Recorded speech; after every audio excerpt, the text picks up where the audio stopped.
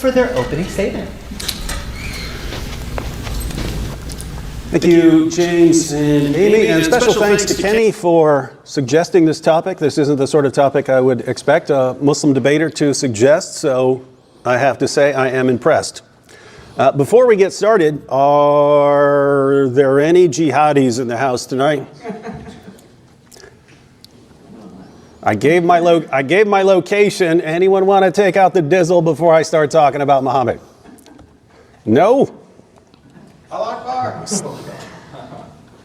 Stuck for Allah. Don't say I didn't give you the opportunity, Yaqis. Our topic is, was Muhammad's marriage to Aisha immoral? Now, if you're not familiar with this issue, you may be wondering, why would a marriage be immoral?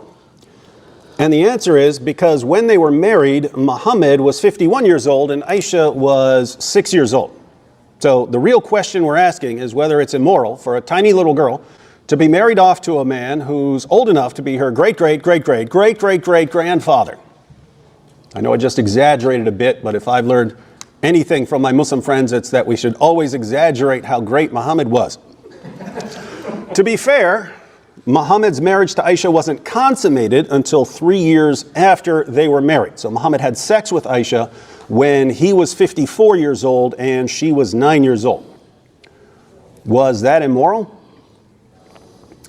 Keep in mind, we're not talking about just any man. We're not asking whether some random old creepy guy's marriage to a 9-year-old girl was immoral. According to the Quran, Surah 33, verse 21, Muhammad is the pattern of conduct for Muslims. He's the pattern of conduct for billions of people down through history. So the heart of the issue is this. Is it immoral for a man who's the pattern of conduct for billions of people to marry a girl who's young enough to be his granddaughter and to have sex with her when she's only 9 years old? I say yes, it is immoral. It's shockingly immoral. It's really, really, really, really, really, really immoral. The religion of Islam says, no, you're wrong, David. It's not immoral at all. Not only is it perfectly acceptable, it's an act fit for Islam's ideal pattern of conduct. And only a racist, Islamophobic, hate-mongering bigot would have any problem with Muhammad's marriage to a child. Sheikh Yusuf Estes, one of the most popular Muslim speakers in the world, compares Muhammad and Aisha to Romeo and Juliet. Somehow, I don't think that Romeo and Juliet would have enjoyed such lasting popularity if Romeo had been 51 and Juliet had been 6.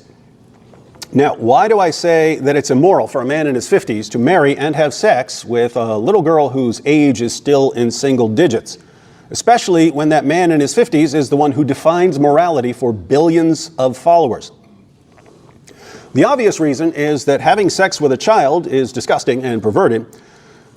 But this is a debate, so I can't just say that it's disgusting and perverted. I need to prove my case. Fortunately, I have a quotation from someone whose words will be accepted even by my opponent. Even Kenny will have to agree with this. Here's a quote from an expert in religious matters after the expert was asked about sex with 9-year-old girls. He said, I don't know about you, but let's be honest with it. I'm a 50-year-old man, and I've seen women that are far more attractive than 9-year-old girls. They're far more developed. I'm just trying to put things in perspective. A 9-year-old girl versus a woman. Men like women. There's perverts out there, but usually those people have issues with their lack of performance or impotence or things of that nature. So those are perverts. Those are people who have issues. So according to this expert, grown men are attracted to grown women. A grown man who's attracted to a 9-year-old girl is a pervert, someone who has issues. I said that even my opponent will have to agree with these words because these words were spoken by Kenny. Now, I could have just stated what our topic was, then pointed out that Muhammad had sex with a 9-year-old girl, then quoted Kenny saying that grown men who are attracted to little girls are perverts, and then rested my airtight case. The debate would have been over. But after Kenny said that grown men who are attracted to 9-year-old girls are perverts, he went on to say, but that has nothing to do with Islam. Nothing to do with Islam.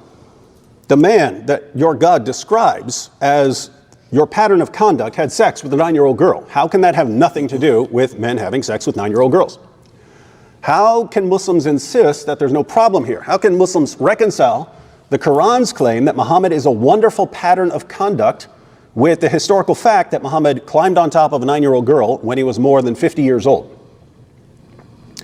Well, there are three basic approaches that Muslims take. First, it's become quite common in recent years for Muslims to assert that Aisha was much older than 9 when her prophet had sex with her. They say that Aisha was 16 or 18 or maybe even older when her pattern of conduct penetrated her.